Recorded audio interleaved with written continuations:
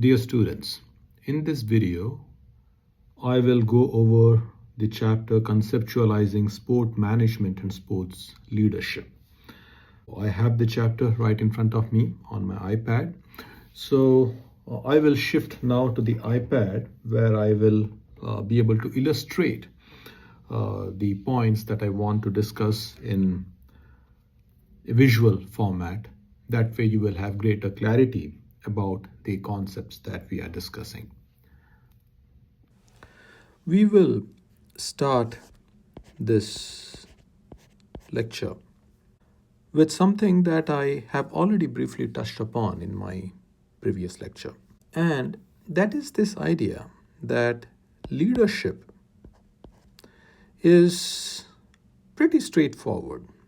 It is, for lack of a better description, common sense, right? Given that you are in this class, means that you probably have been a leader in sports context before. You may have been a captain, or even if you haven't been a captain, you have worked with some of the best coaches likely, or you may have worked with good trainers. You may have had experience of working with effective sports administrators.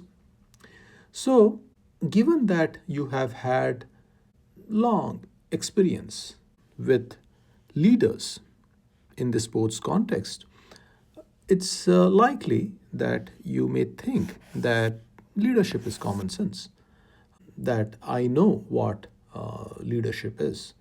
I know how to be effective in the sports context. But I would argue that this is actually far from truth. Leadership is much more than what we think. It is highly complex. There is no one universal way of leading. You may have certain ideas about, well, this is how we should be leading. We should get everyone on the same page and get them excited. Whatever notion you may be having, you will realize that there is no one best way of leading. What is the best way of leading is often contingent or dependent upon several factors. So there are a lot of contingency factors or situational factors that determine which leadership approach to take.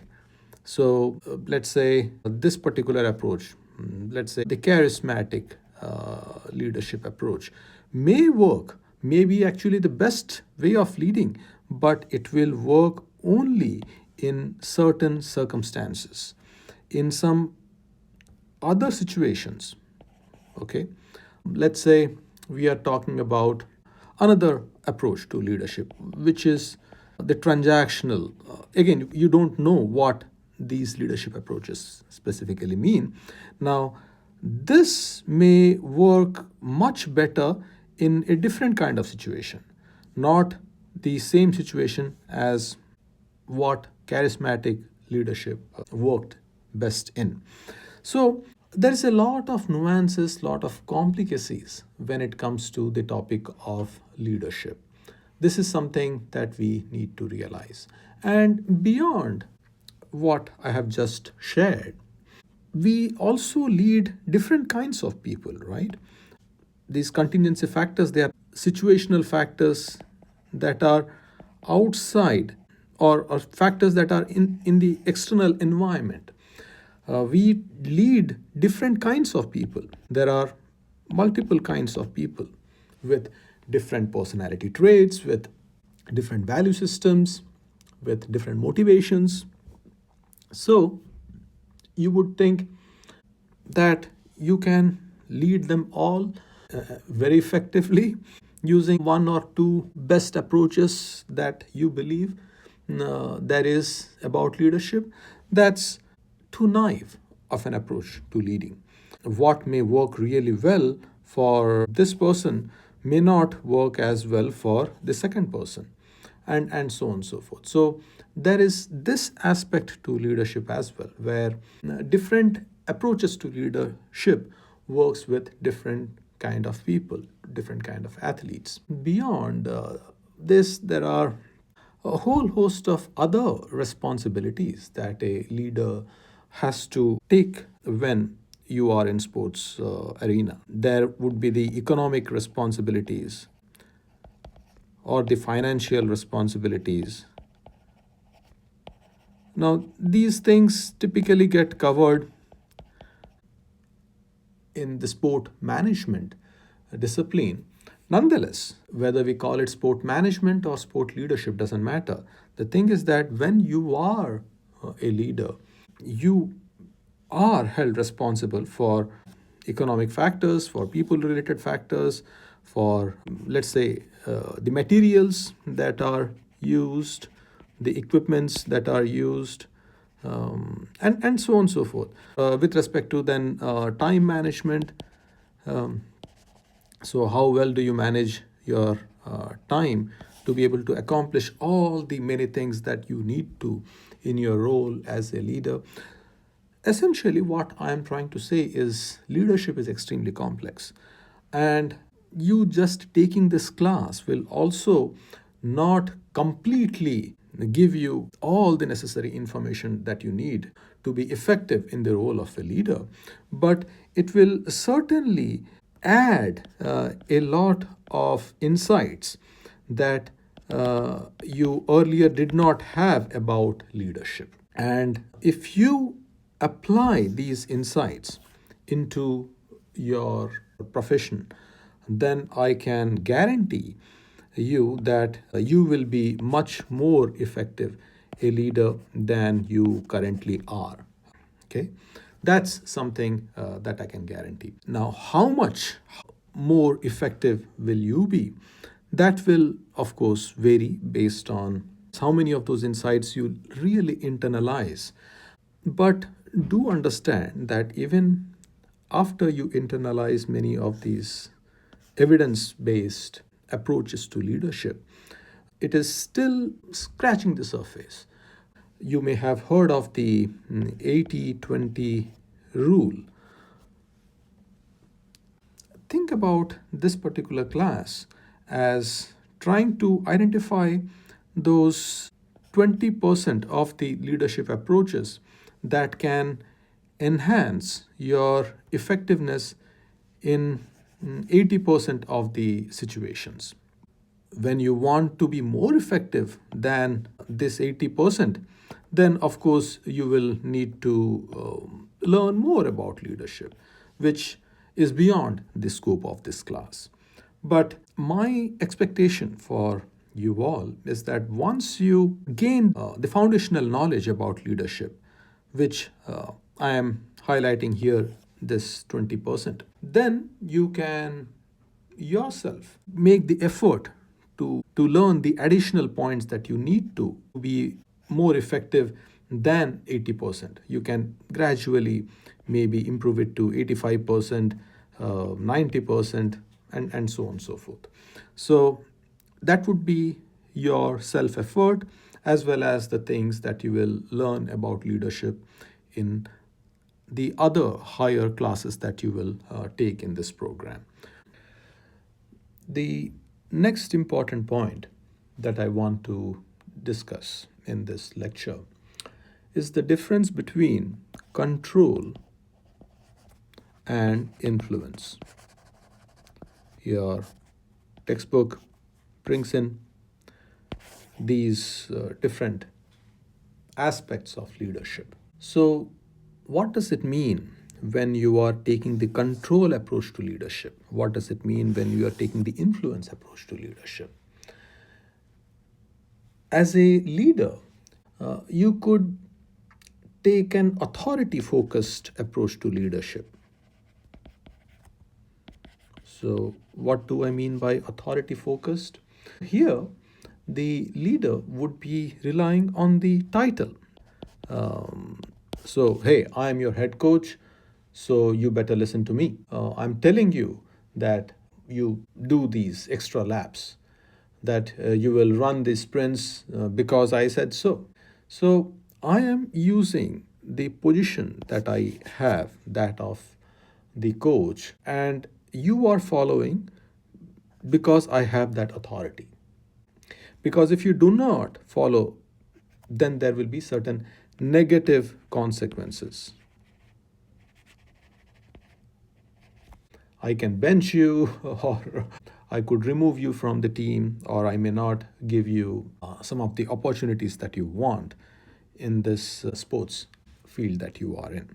So that would be an example of control where I am using my authority, the position that I have, the title or the position that I have to influence you. But what the textbook describes as influence is something different.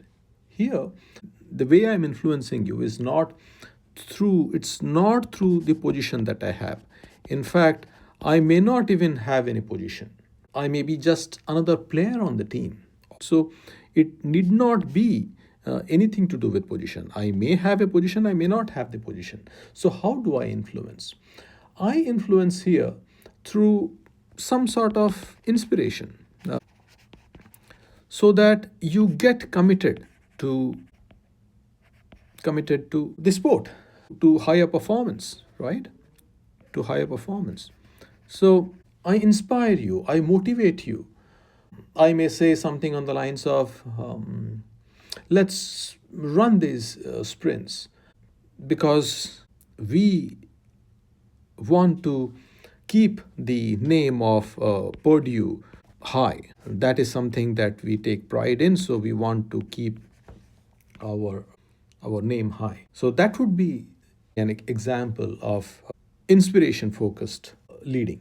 So that's influence. Another difference that we see, when you are using authority or this control method to leading, what often happens is that the people who are following you because of this external pressure. They are following you because of that external pressure. In technical terms, what we call is that the motivation of the players becomes extrinsic. Either I get some reward, or I get punished. Okay, so I get punished.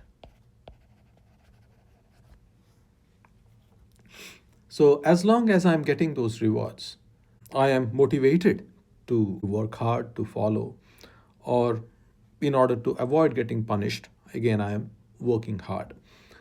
So the director could say that I will be monitoring you very closely. You players have to check in, and if you don't, then you will be dropped off the team. So this is external pressure that's leading the players behaving in a certain fashion. But when we are talking about influence, when we are trying to inspire the players, we are not using any of those carrots and sticks method of leading. Instead, we are trying to build what is called the intrinsic motivation, or we are trying to tap into that domain of you yourself getting excited to do better, to work harder. So your motivation is internal, it is intrinsic, it is not coming from the outside. The leader is just being a facilitator, or instead of forcing motivation on you as it was happening through rewards and punishments before, here the leader is making you aware of your own drive. So you are yourself driven. So the leader is making you realize your own internal drive to perform better, to to get better. Once this is achieved, this intrinsic motivation is achieved, then you or the player doesn't need any monitoring. There is that self monitoring that happens, right? Self monitoring that happens. You, as a player, may be the first person to come in and will be the last to leave. That's the kind of effort that you put in. So you have now this strong work ethic, and that is driven by your values now, not necessarily because of there being some external pressure being put on you, as it was happening in the control aspect of leading. The other point, of course, that I have already mentioned, the focus is more on than building the followers or the players' character. When we are talking about intrinsic motivation, we are talking about the followers' character getting built. So once that's built, it continues to function on its own. Then there is no external monitoring that may be required. Whereas in the control aspect of leading, it is almost, should I say, some form of obedience, short-term obedience, right? I think that's the best way to put it. Short-term obedience that is happening. As long as this person in high position monitoring you or rewarding you or punishing you or threatening to punish you for your inactions or for your poor performance, you work, but your character is not getting built. Once the character is built, even in the absence of the leader, uh, when the leader is absent, the player will still perform at the highest levels. The player will still put in those extreme high amounts of effort, even if there is no one monitoring. So these are some of the key differences that gets touched upon when we are talking about the difference between control and influence. Now, one thing related to this difference between control and influence is the difference that the textbook talks about that there is between management and leadership. The textbook makes a case that these are entirely different things. We will examine the merits of that argument, but let's first of all try to understand what the textbook says about management and leadership. So, as we have already mentioned, management is supposed to be focused on control. So, managers are responsible for making sure that things are working the way they're supposed to work. And this could mean schedules, planning the schedules, maybe allocating the resources necessary to accomplish the goals, and enforcing the rules and various procedures, making sure that things start on time, practice, let's say, starts on time, that things are on time. Expenses are controlled, they are all within the budget, within the budget, and so on and so forth. These are the kind of things that sport managers do. Again, these are all extremely important work. Without management, you can imagine there will be complete chaos. Facilities will not open on time. Equipments may not be ready, or they may be broken, or paperwork may not get done on time. Compliance of rules and regulations, they are extremely important in sports context. If a manager is not doing his job, then there will be problems with respect to compliance, with respect to you losing your status as a team. These are all important functions that a sport manager does. Now let's talk about leadership, and we have already done that to some extent. So I was talking about leadership in form of influence, right? By that, what do we mean? The influence here is not coming from the position. In fact, as I said, you may not have a position of authority, but you may still be able to influence. And that influence is happening through relationship building. through trust, through the development of trust, or because the followers respect you. So they are following you not because they have to, but because they respect you, or they believe in you, believe in your vision. They believe in what you want to accomplish for the team. So this is the kind of things that usually gets spoken about when we are talking about leadership, right? Influence. Influence through compelling vision, where people get committed. They are internally motivated as opposed to relying on pressure from outside, or as opposed to just complying with rules and regulations. Here it is, should I say, building cultures, or that character. Culture would be at a broader level, team level or organizational level. At an individual level, it could be building character of the players so that they are inspired to perform at those higher levels. So this is the kind of distinction that is typically made between management and leadership. Now my question to you is, can we do without management? In some ways, management seems like a slightly negative way of leading, and leadership seems to be more like a positive way of managing. But you would agree with me that both are needed. Even the term influence that we are using, from a broader perspective, you influence people not only through building relationships, trust, respect, not only through intrinsic motivation, not only through inspiration. You influence people also through enforcement of rules, right? Even that is a form of influence. You influence people or players by providing them resources. You influence them by creating a schedule that they will follow, by enforcing the time of practice, by providing them not only with the equipment kind of resources, but also the necessary monetary support, which will actually then get them to be intrinsically motivated.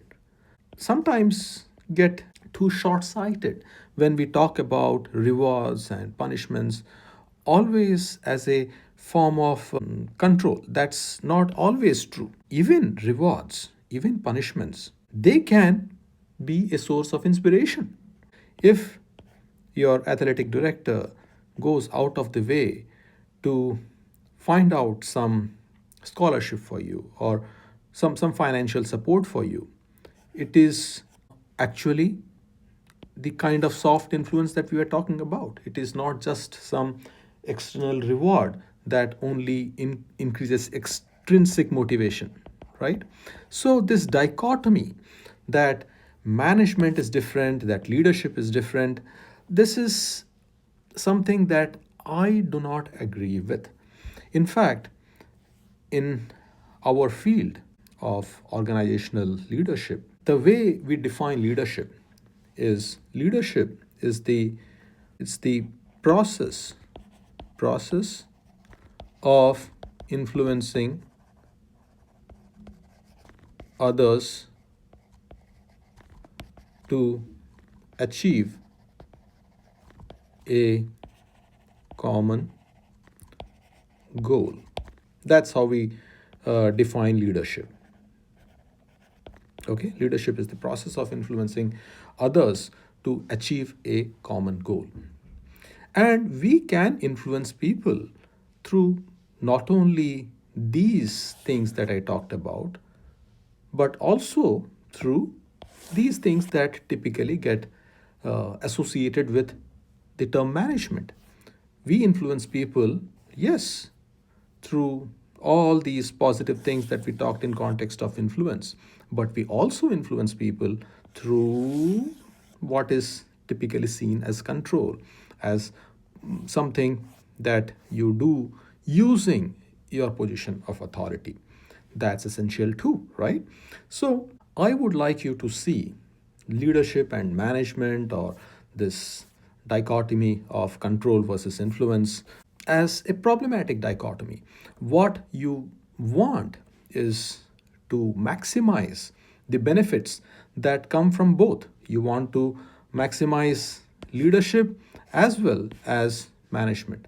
The key thing is to know when to apply this control approach and when to apply this influence approach. That is the important thing. At least in my field, when we use the term influence, we do not necessarily restrict our influence process to what is described here in leadership. Sometimes you would all agree that a kick on the butt is necessary for you to function at those higher levels. And that may seem as too controlling, but hey, that also has its place, that also has its importance. So, that is what I am trying to explain in this video. Hopefully, you found some value here. We will now move deeper into the other topics. The next topic that we will talk about is leadership traits. And I will create a video regarding that as well. So, thank you.